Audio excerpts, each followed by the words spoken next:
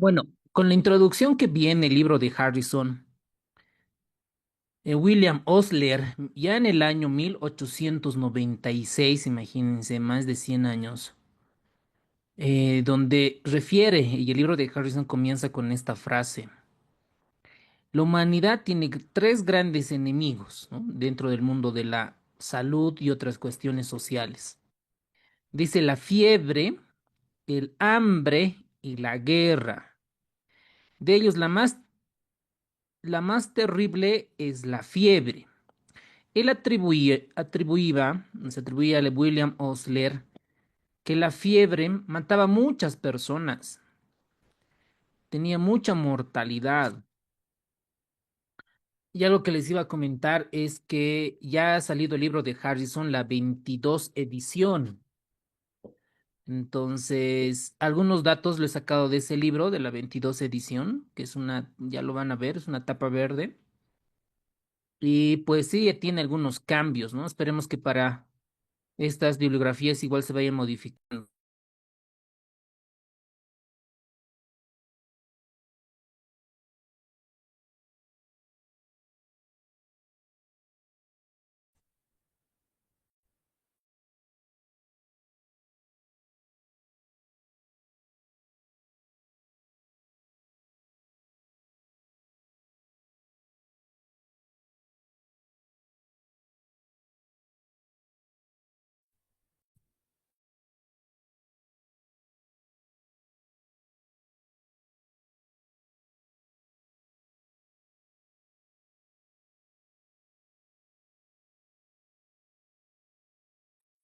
Entonces, ¿qué es el paludismo? ¿Qué es la malaria? Es una enfermedad parasitaria causada por protozoos del género Plasmodium. Este Plasmodium nos infecta a los seres humanos tras la picadura de los mosquitos. Estos mosquitos es de la parte de Anófeles, específicamente las hembras que son infectados. ¿Cuál es la importancia de este parasitosis? Es que existe casi en todo el mundo. Miren, 91 países afectados por esta condición. Más de 3.000 millones de personas en riesgo. Miren este dato, desactualizado, pero miren, 229 millones de casos reportados. Es una enfermedad que tiene una cuestión de salud pública.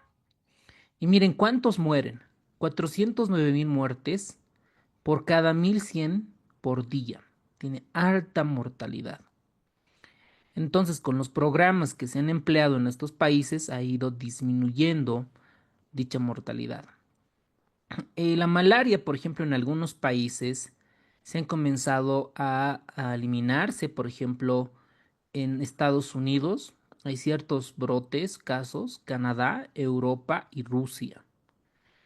Resurge estas enfermedades, sobre todo en zonas tropicales, miren, desde el año 1970, 2000, y ha ido disminuyendo gracias al diagnóstico más preciso y tratamientos más eficaces y el uso de mosquiteros que están impregnados, llenos de insecticidas. ¿Y cuáles son los obstáculos actualmente que atravesamos como la parte de infectología? Es la resistencia, que está aumentando los fármacos antipalúdicos y la resistencia a los insecticidas. Esta enfermedad, para el examen de la RESIN, para cada uno de estos vamos a tomar en cuenta ciertos datos. Por ejemplo, la que produce malaria son varios parásitos del género Plasmodium. Hay el Plasmodium falciparum, el Vivax, el Ovale, Malaria, Knowlesi. Estos hay más de 100 dentro de estos Plasmodiums.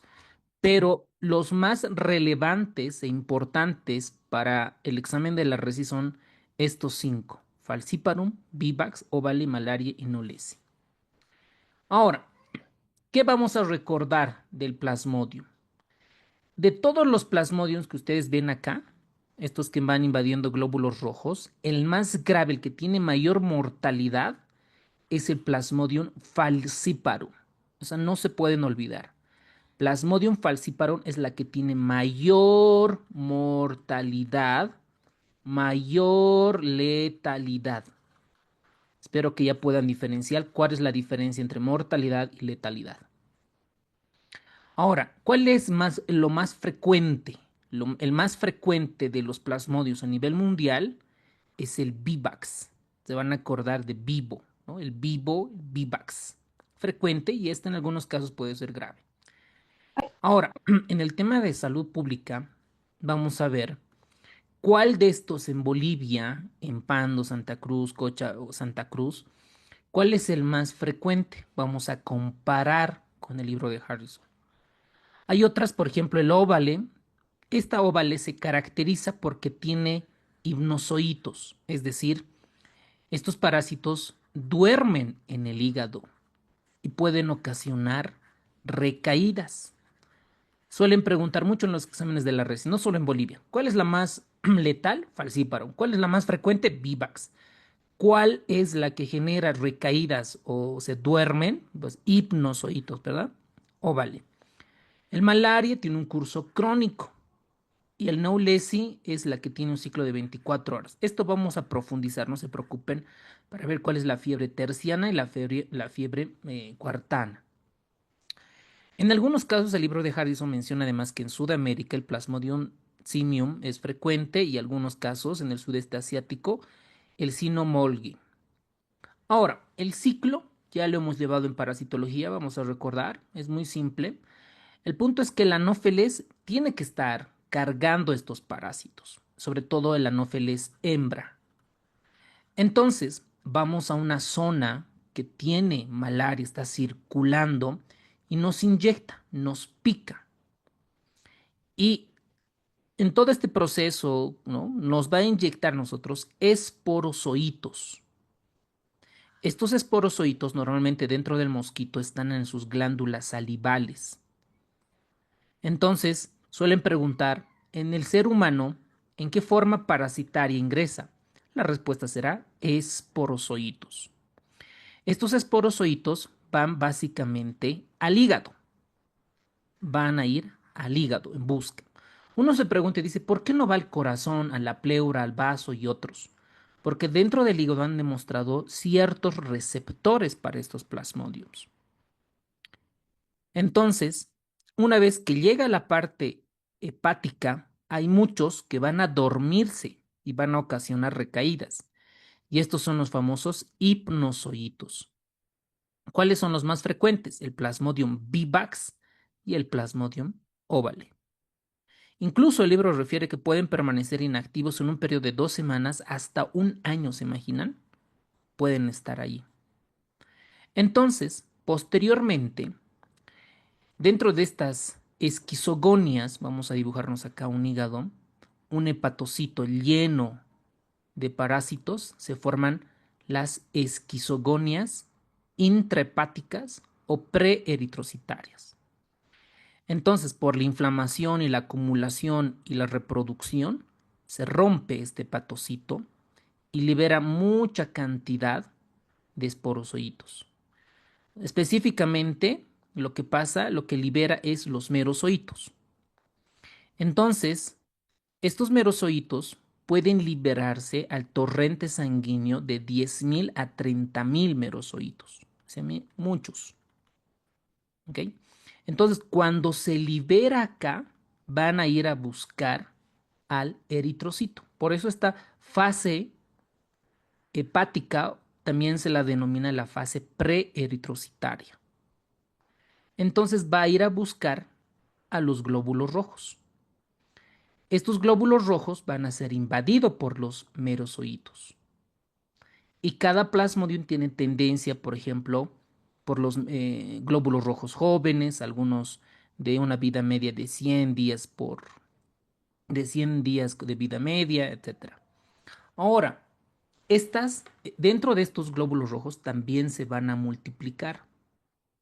Por ejemplo, el libro de Harrison se refiere que se multiplican de 6 a 20 veces cada 48 horas.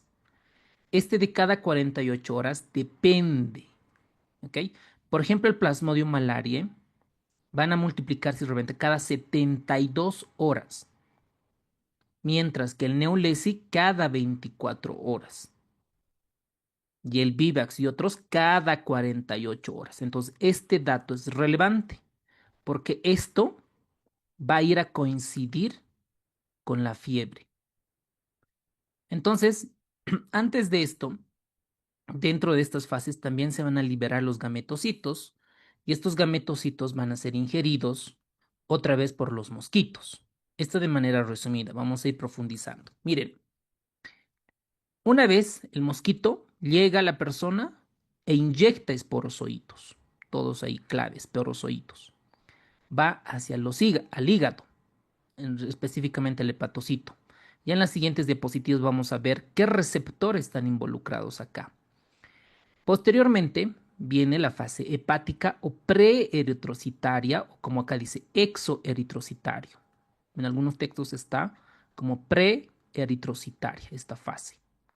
Dentro del hígado se van reproduciendo, se forma el esquizonte hepático, donde se van dividiendo varios. Se rompe este esquizonte y va a ir a buscar a los glóbulos rojos, estos merozoitos. Y ahí se forma el ciclo eritrocitario. Dentro de esto ciclo eritrocitario, nosotros allí tenemos que obtener sangre, ya sea con gota gruesa, gota fina, y tenemos que ver glóbulos rojos con estos anillos, con estos. Y vamos a identificar gracias a la morfología qué tipo de especie es. Entonces, acá también se va a formar el esquizonte eritrocitario. Entonces vamos a tener dos esquizontes, ¿no ve? Un esquizonte hepático y un esquizonte eritrocitario. Este esquizonte eritrocitario va a comenzar igual a liberar y dependiendo cada 24 horas, cada 48 horas, cada 72 horas, depende del plasmodio. Y algunos de ellos se van a convertir en gametocitos, masculinos y femeninos. Y otra vez ingiere el mosquito. Dentro del mosquito, o sea, el mosquito va a absorber estos gametocitos. Estos gametocitos se va a convertir en macrogametocitos y donde va a producirse la fecundación. Se convierte posteriormente a oquinetos o quiste y la liberación otra vez de esporozoitos.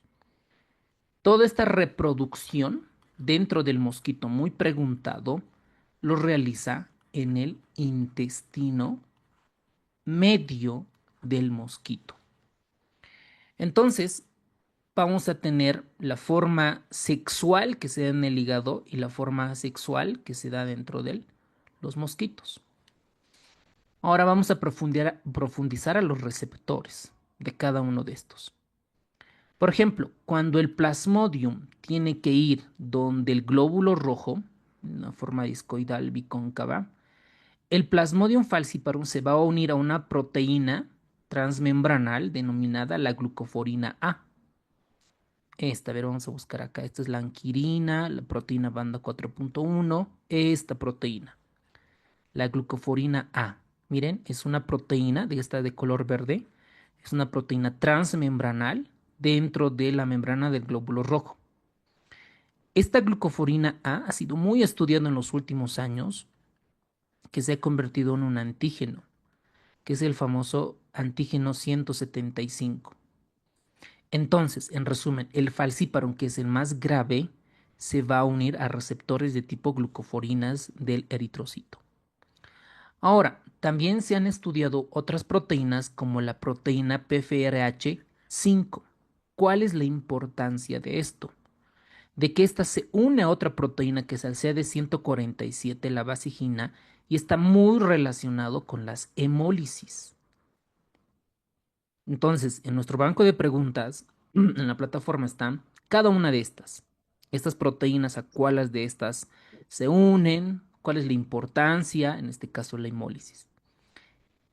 El Plasmodium vivax, que es uno de los más frecuentes, si nosotros dibujamos otra vez el glóbulo rojo, vamos a tener un antígeno que se va a unir. Requiere de este antígeno, que es el famoso antígeno de Duffy. Este antígeno de Duffy, los glóbulos rojos que tienen, va a proporcionar resistencia en ciertos pobladores, sobre todo con receptores FY, que se han demostrado que están en personas del oeste de África. ¿Qué más del libro de Harrison podemos destacar? Que el Plasmodium neulesi, estas dos, que el Vivax y el neulesi, también van a requerir el antígeno Dufi. Entonces, esto es importante como un resumen dentro de la patogenia de los plasmodios en los glóbulos rojos. Ahora, dentro del ciclo intraeritrocítico, después que sale del hígado, de cuando se rompe el esquizonte hepático, cada quien va a ir a formar diferentes formas dentro de este glóbulo rojo. Entonces, cuando el parásito, ¿no?, en este caso va al glóbulo rojo, lo primero que va a consumir es la hemoglobina. Entonces, al final de todo este ciclo intraeritrocítico de vida, el parásito ya ha consumido más o menos el 66% de la hemoglobina. Y se va formando, ¿no? Se van formando varios esquizontes, que dentro de su población los merozoitos, y van viendo. Ahora, para cada uno de estos, en salud pública vamos a diferenciar todos estos gránulos, estos pigmentos, tanto en la forma de anillo, dentro de los trofozoitos, los esquizontes y los gametocitos. Por ejemplo, esta no se olviden. El Plasmodium falciparum, que es el más grave, dentro del glóbulo rojo va a tener en forma de anillo. ¿Ok? En forma de anillo. Si en la imagen ustedes ven un glóbulo rojo en forma de anillo, este es un Plasmodium falciparum. Posteriormente, el glóbulo rojo van generando ciertos pigmentos. Si nosotros identificamos unos pigmentos de Maurer, van a ser trofozoitos por ciertas características y nos va indirectamente a decir que es Plasmodium falciparum. Lo mismo en el esquizonte y el gametocito. Ustedes mismos darán el nombre. ¿Qué forma tiene el gametocito del Plasmodium falciparum? En la forma de un plátano, ¿verdad? O de media luna, si quieren llamarlo.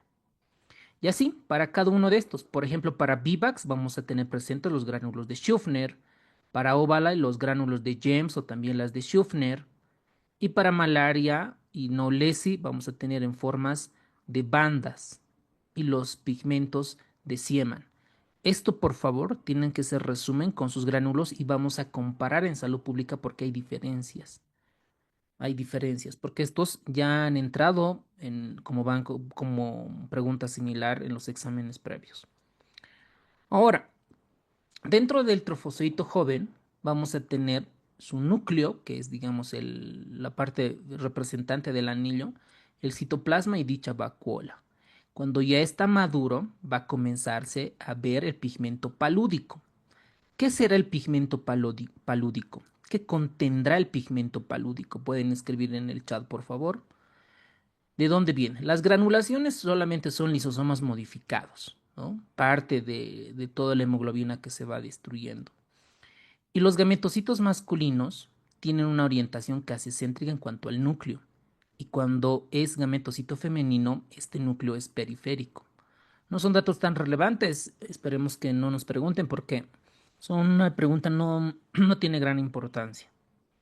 Ahora, dentro del ciclo del vector, recuerdan esto ya habíamos comentado, que está dentro del mosquito de la Anopheles hembra.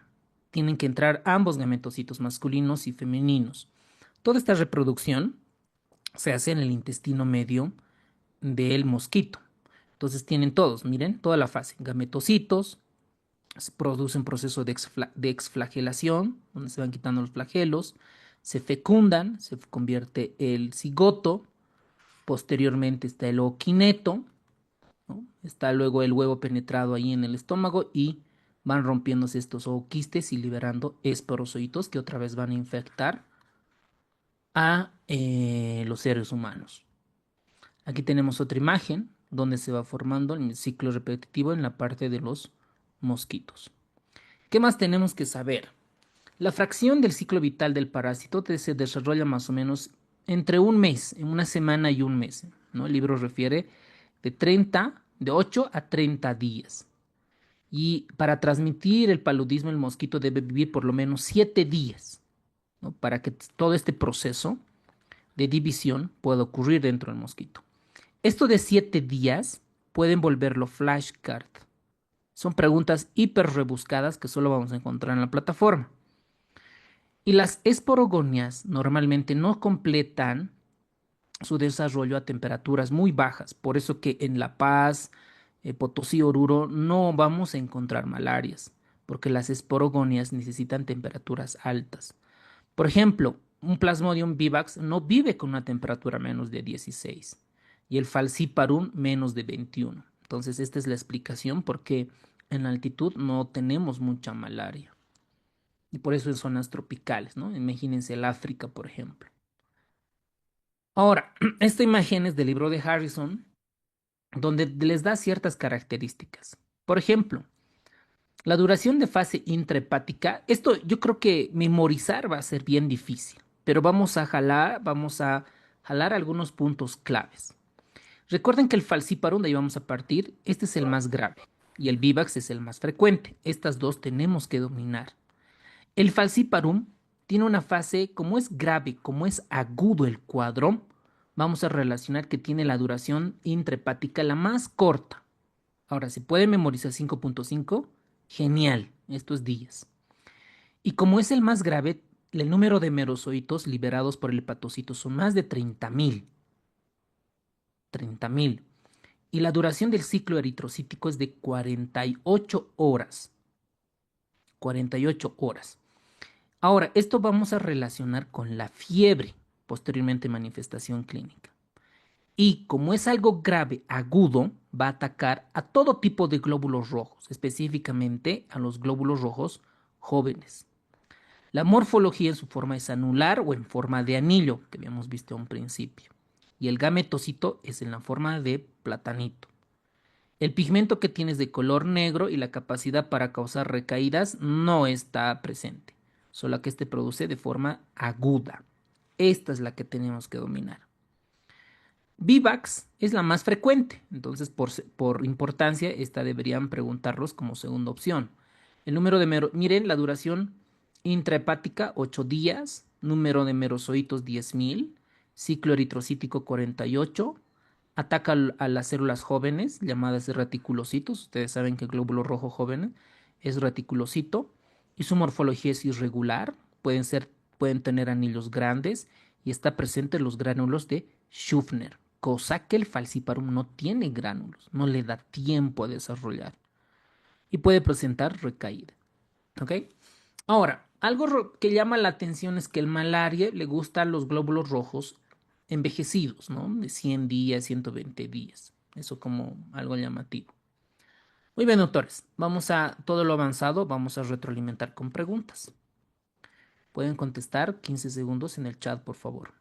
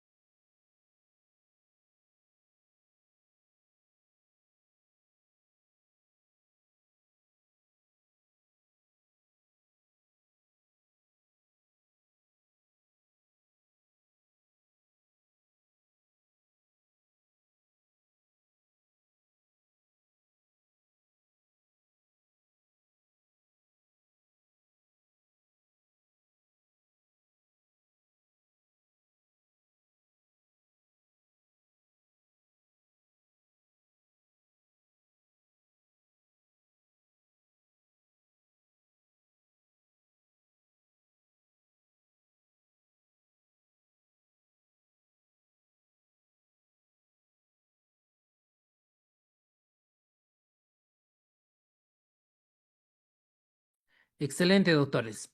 Acá, ¿cuál era la respuesta? El oquiste, ¿dónde se desarrolla? En el hígado, en el bazo, el intestino del mosquito, glándulas. Excelente, ¿no? Inciso C. Muy bien, queda claro. Entonces,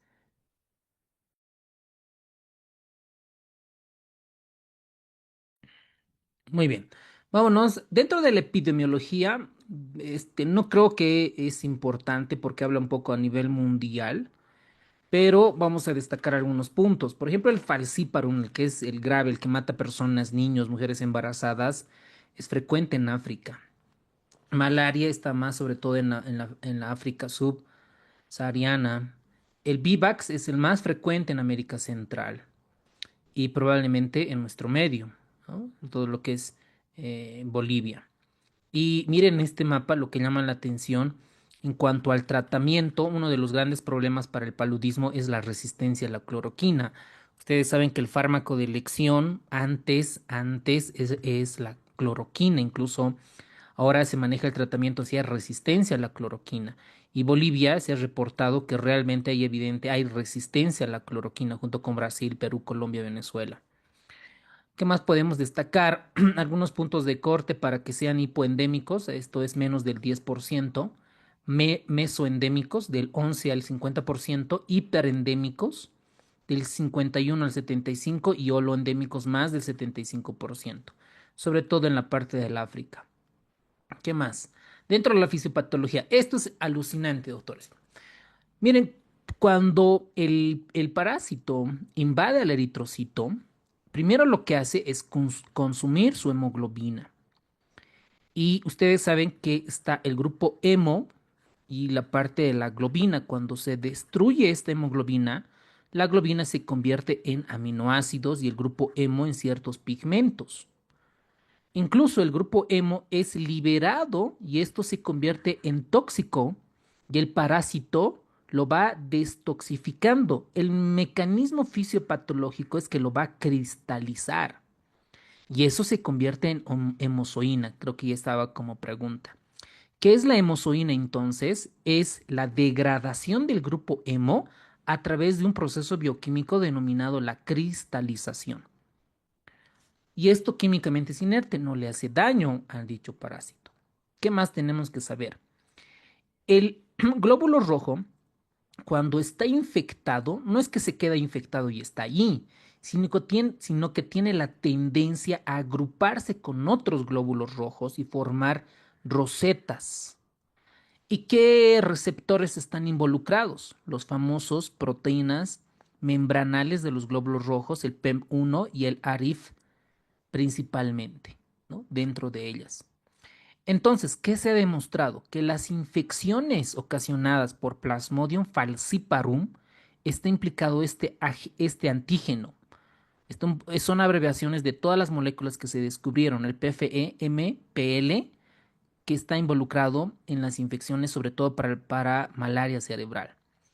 Para cerebro se han identificado varias moléculas de adherencia, como por ejemplo la molécula 1 de adherencia y el receptor C a nivel endotelial. Probablemente igual esto está como banco de preguntas en nuestra plataforma.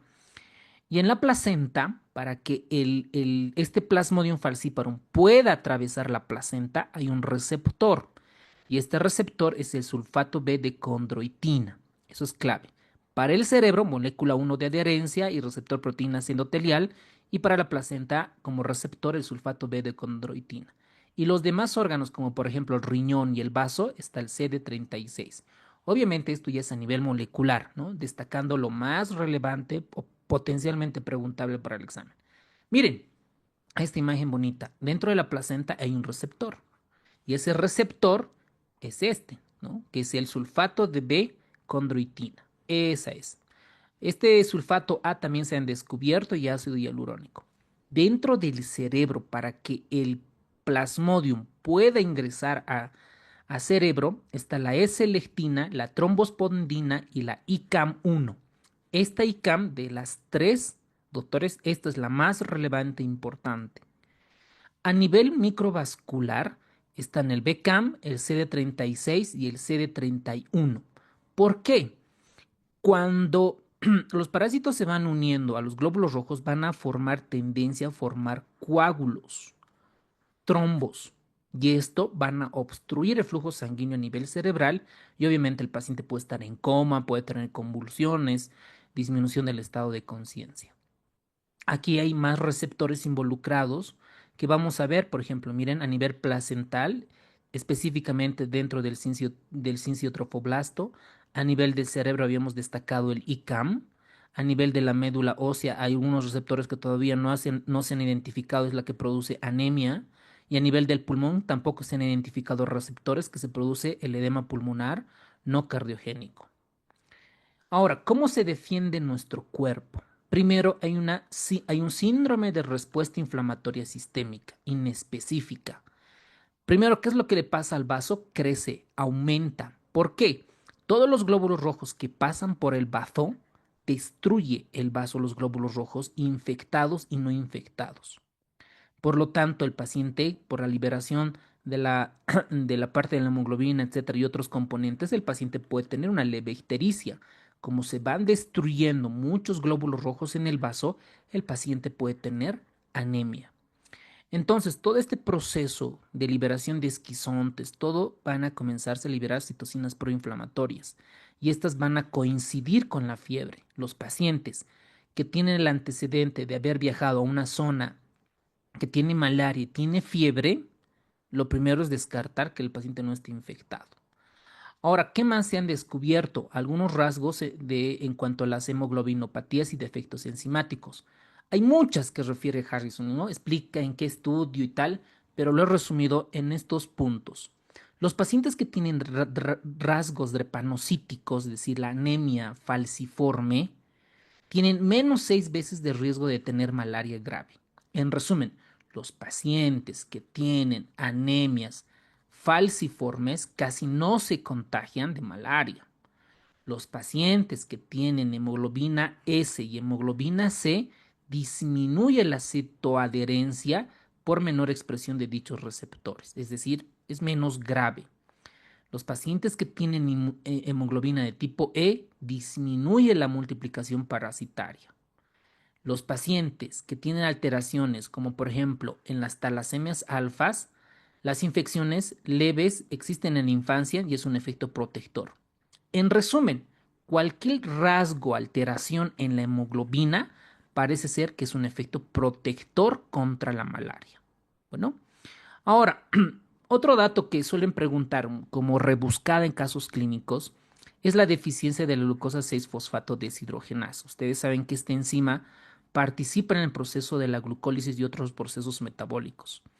Cuando un paciente tiene deficiencia de esta enzima, la glucosa 6-fosfato deshidrogenasa, hay protección contra el plasmodium falciparum. ¿Ok?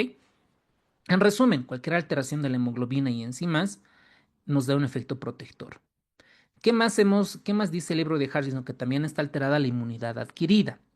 Dentro de la inmunidad adquirida, esta, cuando ya va teniendo reconocimiento contra estos antígenos y estos parásitos, la inmunidad va adquiriendo defensas, ¿no? Se va adquiriendo memoria inmunitaria. Y esto puede involucrar mayor síntesis de anticuerpos. Por eso los pacientes que tienen malaria hay un aumento de inmunoglobulina, sobre todo M, IgG, IgA, de características policlonales. También los lactantes, porque el paciente ha sufrido uno de estos procesos, estas inmunoglobulinas, algunas de ellas pasan la barrera hematoplacentaria y le da factor protector a los lactantes. Y el parásito también han desarrollado ciertos mecanismos de evasión a nuestro sistema inmunológico. Por ejemplo, se ha identificado que los eritrocitos que han sido infectados carecen de complejos de moléculas de histocompatibilidad y estas no son reconocidas por los linfocitos T. Y sabemos que los parásitos pueden alterar la variabilidad genética y esto evita que una respuesta inmune específica contra estos parásitos. También hay persistencia prolongada de parásitos y factores que van atribuyéndose al sistema inmunológico que van a dificultar que nosotros tengamos una vacuna eficaz. ¿Ok? Muy bien. A ver, vamos a esta pregunta. En el eritrocito infectado por Plasmodium, el grupo hemo tóxico se inactiva mediante... ok. Ya comentamos cuál será la respuesta. 15 segundos, doctor.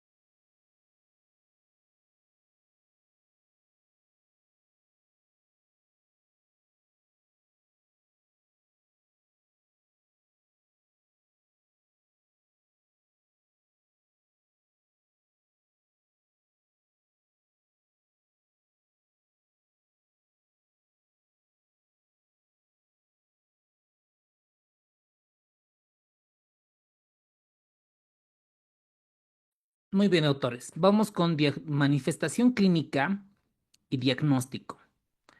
A ver, a un principio, primero, la manifestación clínica es algo inespecífico. No es necesario que memoricen. A ver, voy a anotar bien. Inespecífico. Bueno, no por hecho de tener sensación de malestar general, cefalea, fatiga, vamos a sospechar en malaria. No, no, no es así, ¿no? ¿Cuándo vamos a sospechar el paciente si tiene fiebre más el componente epidemiológico? Esa es la clave. Ese es el componente. Puede tener todo lo que puedas imaginarte: diarrea, vómitos, fiebre, molestias, etcétera. No es necesario que memoricen. Ahora, en el Plasmodium falciparum grave, sobre todo afecta a los niños y a las embarazadas, o a los que por primera vez tienen contacto con este parásito.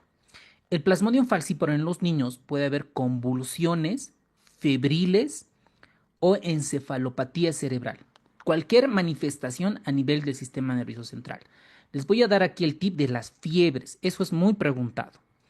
Ahora, el paludismo cerebral, ¿cuándo vamos a sospechar? Cualquier manifestación del sistema nervioso central. Lo que te puedes imaginar: focalización, convulsión, disminución del estado de conciencia, opacificación en la retina, papiledema, todo lo que puedas manifestarte.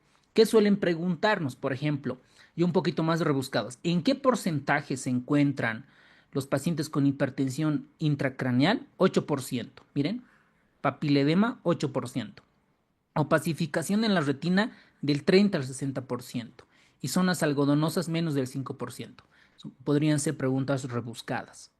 Ahora, otro dato de grave, habíamos comentado paludismo cerebral. Otro es la hipoglucemia. Siempre analizando por qué sucede la hipoglucemia. Porque el hígado se está afectando. Recuerden que cuando ingresa el parásito, primero va a ir a atacar al hígado.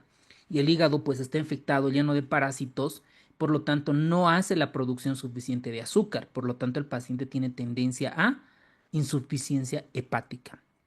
Como todo el proceso inflamatorio está hipotenso, el paciente puede hipotensar, dejar de orinar, etcétera, va a llevar a un proceso de hiperlactatemia. Recuerden que el paciente va a entrar en un choque distributivo. Cuando ingresa un paciente en un choque distributivo, los órganos sufren y las células que deberían de alimentarse con oxígeno ya no se alimentan por glucólisis aerobia, sino que se alimentan por glucólisis anaerobia. ¿Y cuál es el desecho de la glucólisis anaerobia? Es el lactato, el ácido láctico. Por eso, una de las complicaciones que refiere el libro de Harrison es la acidosis metabólica con anion gap elevado por lactato. Después del libro de Harrison menciona también concentraciones elevadas del ácido hidroxifeniláctico, el alfa hidroxibutírico. No es necesario que memoricen estos componentes. Con tal que ustedes sepan que hace una acidosis metabólica con anion gap elevado, es suficiente. Además, como todo está inflamado, recuerden, el cerebro está inflamado. También se inflama el pulmón. ¿Puede inflamarse el corazón? Por supuesto, puede ser una pericarditis, una miocarditis. También por el choque distributivo, los riñones sufren, tienen lesión renal. Entonces, a nivel cerebral, recuerden que el falciparum es el que más ataca: convulsiones, datos de aumento de hipertensión de cráneo. A nivel pulmonar, lo que haces es un síndrome de distrés respiratorio agudo, que en la parte de neumología esto habíamos dicho que es sinónimo de edema pulmonar no cardiogénico, ¿no? Al nivel del corazón también puede haber pericarditis, miocarditis, pero el riñón está muy afectado. Lo que no dice el libro de Harrison es que los pacientes que tienen Plasmodium falciparum, ¿en qué porcentaje se truenan los riñones? Esta es mixta, puede ser prerrenal y renal. Ahora, entre la prerrenal y la renal, ¿cuál es la más frecuente? La renal. Por eso en el libro dice que puede llegar a tener una necrosis tubular aguda, principalmente. Entonces, cuando el Plasmodium afecta a los pulmones, es un predictor de mortalidad más del 80% de los casos. Entonces, si el paciente está convulsionando, le damos diazepam. Si está inflamado, si tiene datos de hipertensión endocránea, le damos manitol, soluciones hipertónicas. Si está con datos de tendencia a herniación transcerebral, pues ya comenzaremos a dar soluciones hipertónicas para bajar la presión. En el pulmón, ¿qué vamos a hacer? Dar soporte ventilatorio, oxígeno, ventilación mecánica. En el corazón, si entra un choque cardiogénico, dar inotrópicos y probablemente un ECMO o un dispositivo de asistencia ventricular izquierda. Si el riñón ya no funciona, pues haremos hemodiálisis, ¿no? Esto dependiendo de qué patología estemos tratando. ¿Ok? Ahora, también el plasmodium ataca la fase hematológica. ¿Qué hace? Puede ocasionar anemia. Primero, ¿por qué tiene anemia? Porque el vaso está destruyendo los glóbulos rojos. Segundo, también se ha identificado hemoglobinurias paroxísticas, la famosa fiebre hemoglobinúrica. ¿Por qué sucede esto? Porque hay hemólisis. Entonces, la hemoglobina que se va liberando se va a través de la orina y se va eliminando la hemoglobina como tal. También se han identificado trombocitopenias y menos del 5% coagulación intravascular diseminada. Es decir, que el plasmodium destroza todo el organismo. Disfunción hepática, otras complicaciones que hemos visto. Aquí tenemos un poco de inmunología, cómo existe la disfunción renal por depósitos de inmunocomplejos IgG con complejos de ADN que se van a ir a estos complejos inmunitarios a depositar a nivel tubular y generar necrosis tubular aguda. Lo mismo pasa a nivel de la anemia. Miren, varios receptores involucrados. Dentro de estas, por ejemplo, las inmunoglobulinas IgG contra la banda 3, ¿no? Antígenos antiespectrina y va destruyéndose el glóbulo rojo. Y a nivel cerebral, ni qué decir, un proceso de vasodilatación unidas inmunoglobulinas anti-beta tubulinas 3 y otras moléculas involucradas.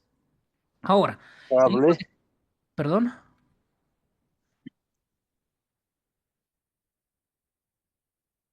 Ok. Ahora, este cuadro que tiene el libro de Harrison nos recomienda cómo vamos a identificar un paciente con paludismo grave. A nivel del sistema nervioso central, coma profundo. ¿Ok? Coma profundo.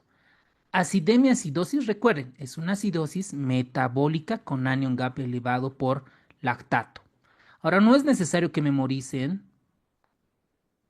A ver, no sé qué está pasando acá. A ver, no es necesario que memoricen los puntos de corte, ¿no? Menos de 725, de veces no, esto no es, esto ya lo vamos a llevar en acidosis metabólica, cómo se hace el diagnóstico, cómo se trata, etcétera. Ustedes simplemente recordar acidosis.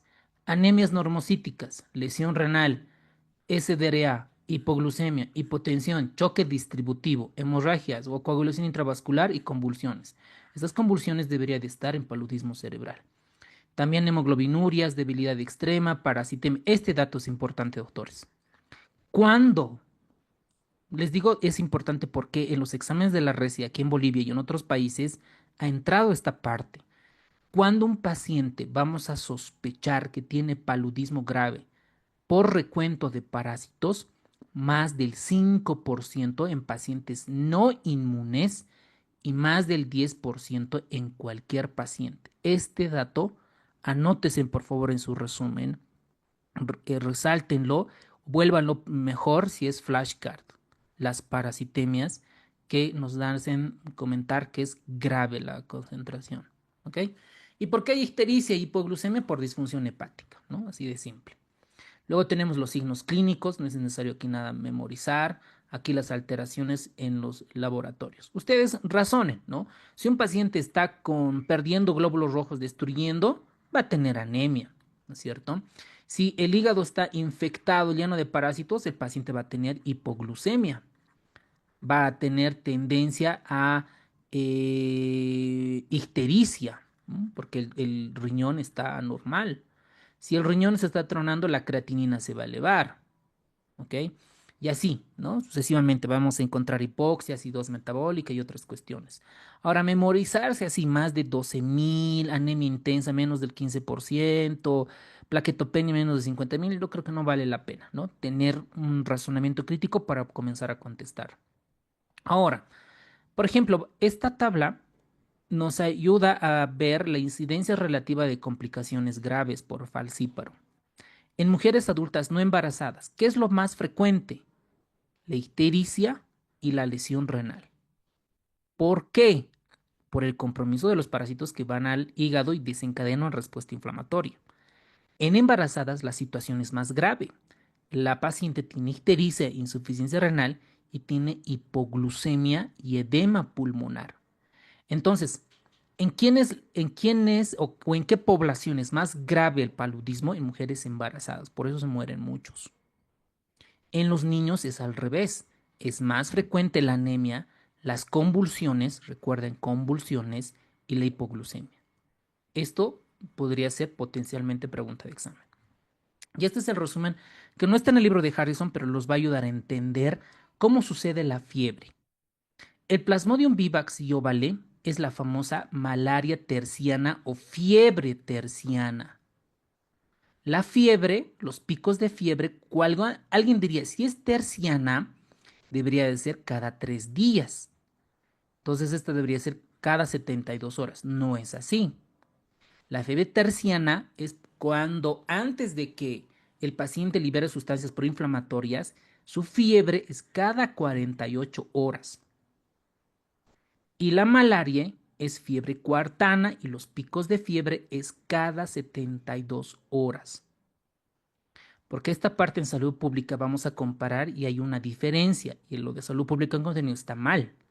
Ya les voy a comentar en su momento. El falciparum, el más grave, puede haber cualquier momento fiebre, ya sea a las 24 horas, a las 48, 72. Lo más frecuente en los artículos científicos está cada 24 a 48 horas. Y el Naulesi es la famosa malaria cotidiana de cada día. Por eso la fiebre, el pico febril, es cada 24 horas. Esta es lo más relevante manifestación clínica. La fiebre, el contexto epidemiológico y las complicaciones. ¿Cuáles eran las complicaciones de una fiebre, doctores? A modo de repasar. ¿Cuáles eran las complicaciones o la fiebre complicada? Las convulsiones. ¿Ya? Pulsiones. Edema, primero, paludismo cerebral, ¿ok? Paludismo cerebral, con convulsiones, hipertensión, papiledema, etcétera. Paludismo cerebral. ¿Otra? ¿Cuál es la otra? Porque gracias si es un paludismo complicado o no complicado, vamos a hacer el Coma. tratamiento. A ver, creo que no ha sido claro. Cuando hablamos de complicaciones, nos referimos a esto. Miren, a esto. Primero, paludismo cerebral. Una. Segunda, hipoglucemia. Tercera, acidosis. Cuarta, edema pulmonar no cardiogénico. Quinta, lesión renal. Sexta, anemias hemolíticas o alteraciones hemolíticas. Disfunción hepática. Cuando el paciente tiene esas condiciones, vamos a denominar paludismo complicado. Y el tratamiento es diferente a un paludismo no complicado. A un paludismo no complicado le daremos cloroquina, hidroxicloroquina. A un paciente complicado nos iremos directo a los artesunatos. ¿Ok? Por eso es importante clasificar y dar el tratamiento correspondiente y saber, obviamente, por qué es grave. ¿Ok? ¿Por qué? Muy bien. Entonces acá, ¿dónde estábamos? Acá, dentro del pico febril, esto nos va a ayudar a sospechar con todas las causas que pudieran ser. ¿Ok? Paludismo en embarazo. ¿Qué va a ocasionar? Muchas complicaciones que ustedes han visto y lo van a ver. Aborto espontáneo, sufrimiento fetal, parto prematuro, muerte cerebral. El paludismo congénito se observa menos del 5%. Ahora, yo tal vez para el examen tenga que memorizar este valor. Si yo sé que me estoy peleando por un puesto, tengo que memorizar, hacer flashcard en mi apunte. ¿Ok? Paludismo en los niños. El paludismo en los niños es mucho más grave. Recuerden esta tablita. Miren, anemia, convulsión e hipoglucemia.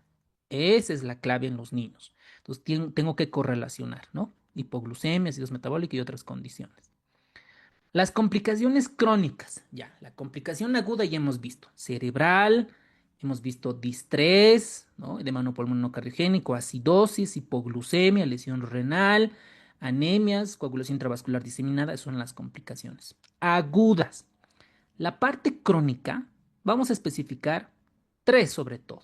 Una de ellas es la esplenomegalia palúdica hiperreactiva. Es un tema aparte, pero en resumen, vamos a decir que esto se ocasiona por un estímulo antigénico crónico. Cada vez se le molesta al vaso, y hay una formación de crioglobulinas, de crioglobulinas. Y estas crioglobulinas también se forman inmunocomplejos y se van a depositar en el vaso. El paciente, ¿qué va a tener?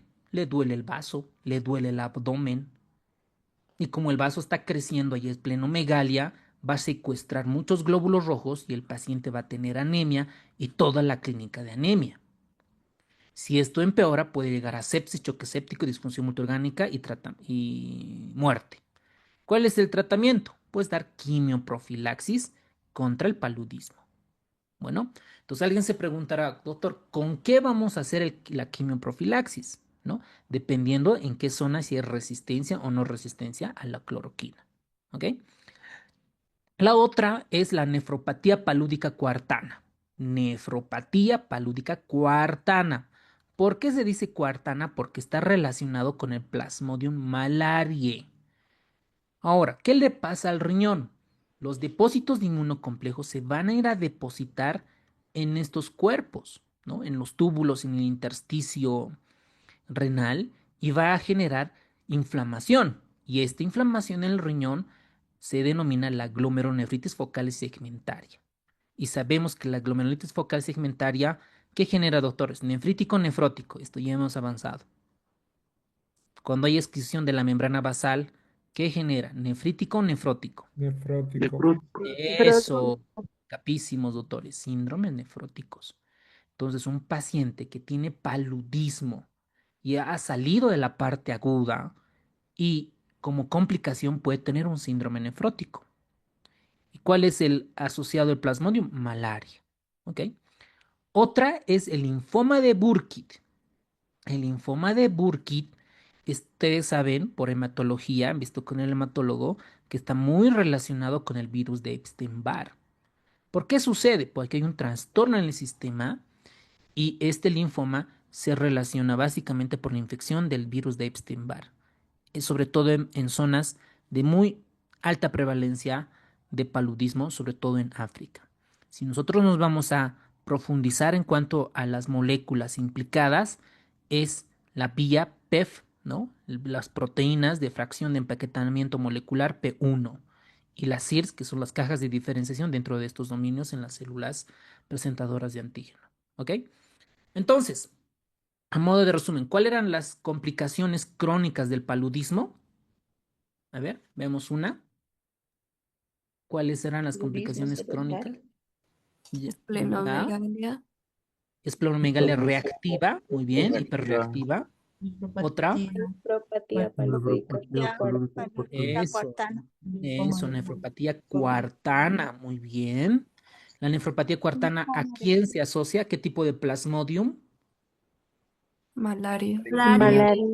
Malaria. Muy bien. ¿Y el linfoma de Burkitt, a cuál virus o a qué tipo de virus está asociado? Excelente, doctores. Muy bien. Entonces, veamos contestar estas preguntas y ya entramos a diagnóstico y tratamiento. Con eso terminamos.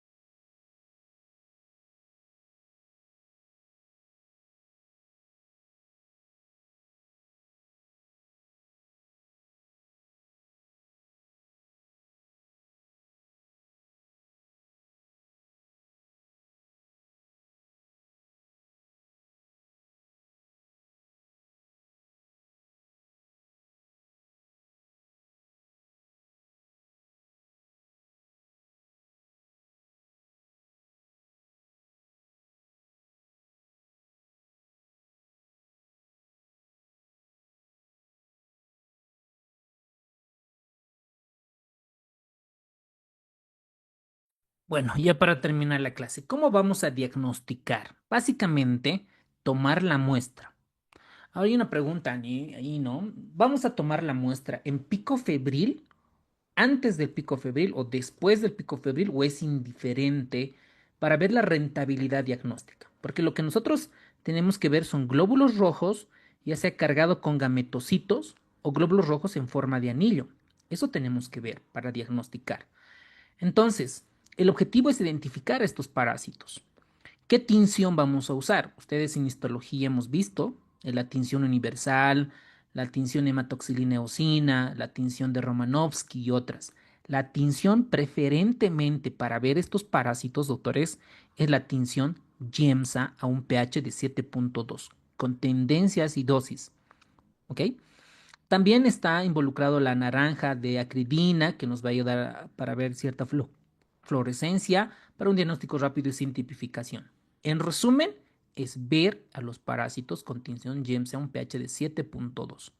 Para esto vamos a tener dos métodos, el método de gota gruesa y el método de gota fina. No vamos a profundizar con cuánto de microscopio, cuántas células sexuales, cuántos leucocitos. Lo que sí vamos a ver que la gota gruesa es un método sensible.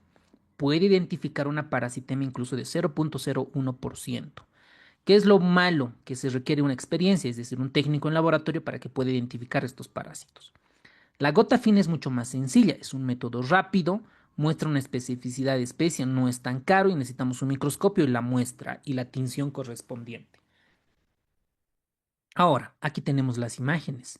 Miren, un glóbulo rojo en forma de anillo. Miren este parásito. Digamos, viene un paciente con fiebre, viene con antecedente de una zona epidemiológica que tiene malaria. Obtenemos la muestra. Entonces vemos el glóbulo rojo, ¿no? Aquí vemos trofoceitos jóvenes. Ya un glóbulo rojo, por ejemplo, con mayor pigmento, que son los trofoceitos viejos. Miren, aquí se nota claramente, miren, un glóbulo rojo con sus pigmentos importantes, ¿no? Está en un polimorfo nuclear. Y ahí luego tenemos un glóbulo rojo con varias divisiones, ¿no? Varios merozoitos. Esto ya es un esquizonte. Si está en el glóbulo rojo, ¿qué será? Esquizonte eritrocitario, ¿no? Ahora veamos acá, por ejemplo, este glóbulo rojo que tiene en forma de platanito. ¿Será esporozoito, merozoito, gametocito? ¿Qué será? Si tiene la forma de un platanito en forma de media luna. Gametos. Eso, ¿no ven? Un gametocito. Luego tenemos aquí algunos gametocitos machos que tienen un poquito mayor espesor en cuanto a las hembras. Y así podemos ir identificando varios cada uno de estos. El objetivo es obtener la sangre y ver a estos merozoitos, estrofozoitos, hipnozoitos y demás. Ahora, otro diagnóstico son las con las pruebas rápidas. Esta la verdad nunca lo he visto, ¿no? El de las muestras objetivos sí, ¿no? Estas las pruebas rápidas van a detectar principalmente antígenos. ¿Cuál es el antígeno más representante? Es el antígeno PFHRP2. Difícil de memorizar, ¿no? La verdad es que no sé qué significa esto. Debe tener su método correspondiente, pero este es el método PFHRP2 o el método de diagnóstico rápido, que este es el antígeno que vamos a identificar. También se puede identificar la lactato deshidrogenasa, se puede identificar la aldolasa en ciertos plasmodiums vivax. Para esto, ¿qué necesitamos? La muestra de sangre, ¿no? ¿Cuáles son las limitaciones? Que este antígeno pueda desaparecer, no podamos cuantificar la parasitemia, ¿no? O nos pueden dar falsos negativos. Otro método que ya esto yo creo que ya se usa en todo el mundo, en nuestro país hay, el famoso reacción de cadena de polimerasa, específicamente para malaria, para plasmodium, y también la serología. Y un dato importante que he podido destacar del libro de Harrison es las parasitemias. Las parasitemias tienen un valor pronóstico. Si la cantidad de parásitos encuentro baja, tiene un buen pronóstico. Y si la cantidad de parásitos es muy alta, tiene un mal pronóstico. La pregunta es cuál es el punto de corte. Esta es 10 a la quinta de parásitos por microlitro, tiene mayor riesgo de muerte. ¿Ok? Este es el dato clave. Después los otros pigmentos también se han destacado. Por ejemplo, un pigmento palúdico, vamos a imaginar un glóbulo rojo, tiene su pigmento más del 5% en neutrófilos indica que tiene una esquizogonia reciente y eso también es mal pronóstico. ¿Ok? Entonces el diagnóstico, si nosotros pedimos laboratorio en específico, ¿no? Anemia, linfopenia, eosinofilia, muchas cuestiones pueden haber. Veamos esta pregunta. Ante un paciente febril que vive en una zona endémica de malaria, por supuesto, ¿no? El diagnóstico inicial, ¿con qué vamos a realizar? Clínico, frotis grueso, frotis de gota gruesa, gota fina, serología para plasmodium, radiografía, PCR, ¿no? Cuando estamos en una zona endémica. Básicamente necesitamos tomar muestra, ¿no? Muy bien, doctores. El inciso B, ¿ok? Con gota gruesa y gota fina. Muy bien. La tinción de elección para el diagnóstico de malaria, ¿cuál es la tinción recomendada? La tinción universal, tinción Gram, tinción de Romanovsky, tinción de plata, tinción Wright, tinción Giemsa, ¿no ven? Tinción Giemsa a un pH de 7.2. Muy bien, doctores, están capísimos. El método rápido que detecta la proteína 2 rica en histidina del Plasmodium falciparum, ¿qué método es? ¿No? Detecta la proteína, básicamente el antígeno, ¿verdad? ELISA, no. Prueba gota gruesa, no. Ahí vemos glóbulos rojos. Prueba rápida de PED, esta, ¿no? Inciso C. Muy bien. El método diagnóstico más sensible para la malaria, PCR. ¿No? Yo creo que nadie le gana a eso. PCR, sensible. El hallazgo de mal pronóstico en un frotis por Plasmodium falciparum, mal pronóstico, recuerden, ¿no? Las parasitemias. Gametocitos presentes, no, más del 20% de parásitos con pigmento visible. Ah, esto es clave, ¿no? Pregunta rebuscada, ¿no? Hiper rebuscada. Porque habíamos comentado en cuanto a pronóstico estos dos datos, ¿dónde están? Estos dos datos. Más de 10, o sea, de 10 a la quinta de parásitos por microlitro, mal pronóstico, y otros 20% de parásitos maduros con pigmento en frotis y pigmento palúdico más del 5%. Estos nos han preguntado, ¿no? Preguntas hiper rebuscadas. Muy bien. ¿Dónde estamos? 20%, perfecto. La malaria grave, el riesgo de muerte aumenta con 10 a la quinta, 10 a la sexta, 10 a la séptima.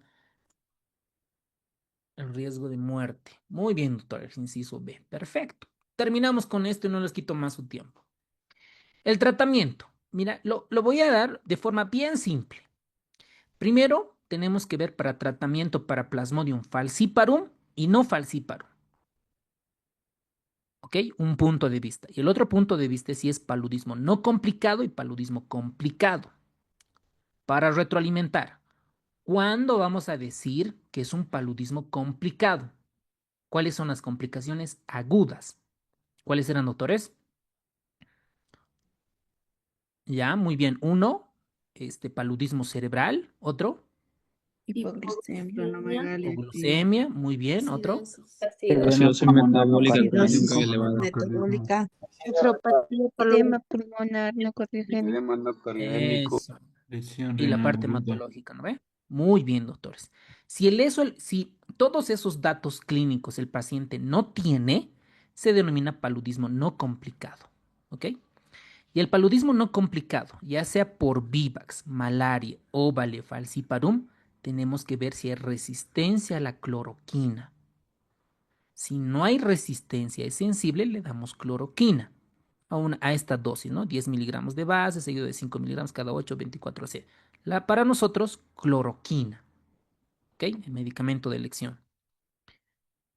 Ahora, si queremos hacer un tratamiento radical, sobre todo para el Vivax y el Óvale, a la cloroquina se le añade artemisina, ¿ok? Artemisina, dos antipalúdicos. Así de simple. Vamos al falcíparo. Recuerden que es el grave. Cuando no está complicado, mi primer antipalúdico de elección es artesunato más sulfadoxina. Esa es la respuesta. ¿Ok? Más sulfadoxina, incluso de estos pueden estar acompañados de piremetamina. Muy bien, eso es para el examen. Ahora, el tratamiento de segunda línea son combinaciones. con cada, el artesunato con treta, el artesunato con doxy, etcétera. Esto no es, no, yo no, tendrían que preguntarnos esto, ¿no? Un medicamento de primera línea de elección en base a nuestra bibliografía. En paludismo grave, esto ya, ¿no? En paludismo grave, convulsión, acidosis, edema pulmonar, anemias, el medicamento de elección es artesunato, el artesunato. Si nosotros no tenemos, está el Artemer, principalmente. Todos estos medicamentos vamos a correlacionar en salud pública cuáles tenemos y las dosis que tenemos. Bueno, para ver, vamos a comparar el libro de Harrison con el libro de salud pública. Después, dentro del tratamiento, dentro de estos medicamentos, cada uno tiene sus actividades antipalúdicas y efectos tóxicos. Vamos a resaltar de la cloroquina. Recuerden, la cloroquina, cuando es un efecto tóxico agudo, puede llegar a choque por hipertensión, arritmias o reacciones neuropsiquiátricas, principalmente. Dentro de paludismo grave, si el paciente tiene convulsión, damos benzodiazepinas, ¿no? Es decir, un diazepam. Y apenas el paciente llega a un centro que estamos sospechando malaria, pues lo primero es hacer la glucemia capilar para descartar si el paciente no tiene hipoglucemia y esa hipoglucemia puede ser causa de la convulsión. ¿Ok? Obtenemos la muestra por gota gruesa, gota fina, PCR, esos dos, para ver si tiene parásitos, ¿no? Y soltamos los antipalúdicos como tal. Muy bien, doctores. El tratamiento, si es lesión renal aguda, llamamos al nefrólogo para ver si necesita terapia de reemplazo renal, edema pulmonar, llamamos al intensivista para que dé soporte ventilatorio, si hay hipoglucemia, nosotros corregimos la hipoglucemia, sepsis, ¿no? Nos guiamos en el Surviving Sepsis, todo el manejo de hipotensión, NOR, antibióticos, antipalúdicos, soporte, etcétera, etcétera, y todas las complicaciones que pueden tener, ¿ok? Muy bien, doctores, con eso hemos terminado la clase. Dentro de la profilaxis en prevención, recuerden que puede ser con doxiciclina, mefloquina, dependiendo de la resistencia. En mujeres embarazadas, la mefloquina, doctores. ¿Ok? La mefloquina. Muy bien, doctores, hemos terminado la clase. Muchas gracias por estar en esta clase. Nos vemos el día mañana miércoles. Mañana es miércoles, ¿no? Mañana, doctores, hay una clase alucinante que es el tema de diabetes por la endocrinología. Iba a ser el jueves, ¿no es cierto? Iba a ser el jueves, pero dentro de la Sociedad Boliviana de Endocrinología, hay un congreso, ¿no? La parte de México, Colombia, etcétera. Entonces está en patología de tiroides. Entonces la doctora Shirley me ha comentado que por favor para mañana pudiera hacer esa charla. Entonces, mañana, doctora, es el tema de diabetes. Ahorita terminando la clase les voy a enviar todo el PDF, el contenido. Es una clase hiper importante porque han entrado muchas preguntas y siempre vamos a ver diabetes, sea emergenciólogo, intensivista, internista, anestesiólogo, cirujano, etcétera, siempre vamos a ver. Entonces, tener las nociones básicas, el por qué usar medicamentos, cuándo usar insulina, bajar, etcétera, nos va a dar todos los tips claves, ¿ok? Entonces, mañana Doctor, es miércoles, la parte de diabetes, por favor. Dígame, doctorita, ¿cuál es su pregunta? doctor, perdón, entonces el jueves estaríamos con cirugía.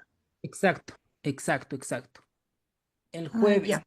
oh, tiene que ser el Doctor, tema. no sé si le Dígame. podía pedir como hoy día, ayer pasamos el tema de apendicectomía, bueno, apendicitis con la doctora, ¿no es cierto? Y para el día de hoy ya lo mandó el quizzes. No sé si igual así podría ser también para subir a plataforma para no acumularnos después en fin de semana. Ya. ¿De qué tema, doctora? Perdón, creo que de infecto y he enviado todas, o me falta. ¿Cuál me falta? Sí, no, no, de los temas que vamos a avanzar, por ejemplo, Ah, mañana ok, ok. vamos a avanzar Ah, ya. endocrino, ¿no? Entonces, ni bien Sí. avanzamos, mandar el quizzes para poder realizarlo y así Ah, ok. retroalimentar y no aguardarnos todo hasta el fin de semana, por favor, Perfecto. doctor. Claro que sí, doctora, claro que sí. Ahorita mismo vamos a Muchas enviar. gracias. Gracias a ustedes. Muy bien, comencemos a resolver entonces.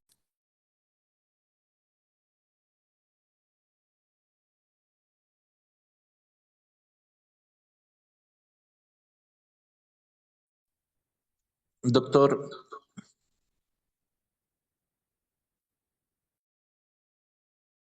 Sí, dígame, dígame, doctor, le escucho. una pregunta.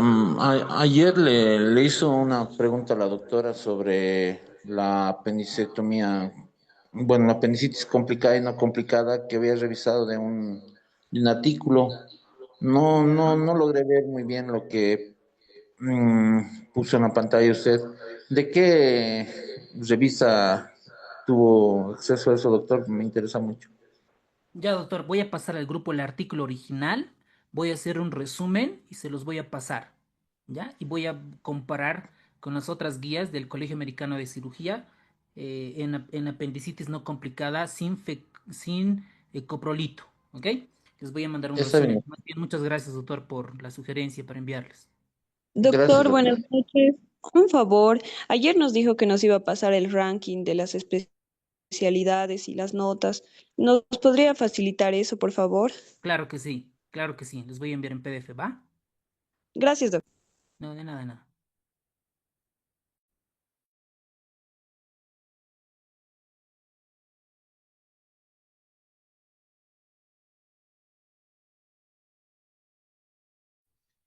Doctor,